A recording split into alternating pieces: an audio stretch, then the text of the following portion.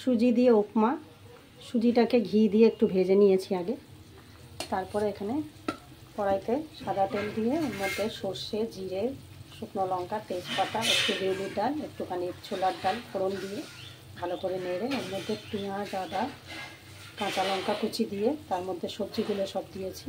এর মধ্যে সবজির মধ্যে আছে বিট, গাজর, ক্যাপসিকাম, বাঁধাকপি আর মটরশুঁটি, টমেটো, কাঁচা লঙ্কা। এর সব মোটামুটি সেদ্ধ হয়ে এসেছে। এর মধ্যে দিয়েছি নুন আর চিনি, আর কোনো মশলা নেই। এবার একটু লেবুর রস দিয়ে দেবো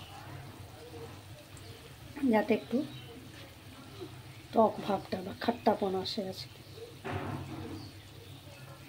লেবুর রস দিলাম, একটু ধনে পাতা দিয়ে দিলাম।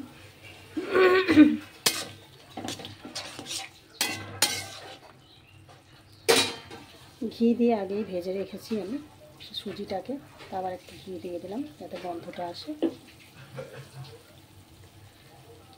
এবার এই সুজিটা এর মধ্যে দিয়ে কন্টিনিউ নাড়তে থাকবো। সুজিটা আগে ভেজে নেওয়ার কারণ হচ্ছে এটা যাতে লেগে না যায়, মানে একটার সাথে একটা যাতে লেগে না যায়, একটু ছাড়া ছাড়া থাকে, দেখতে ভালো লাগবে, খেতেও ভালো লাগবে অ্যাকচুয়ালি। ব্যাস এইভাবে জলটা এক্ষুনি টেনে যাবে, শুকিয়ে যাবে। রেডি হয়ে গেল আমাদের আজকে উপমা ব্রেকফাস্টের জন্য। আপনারা এইভাবে করে দেখবেন। Thank you for watching.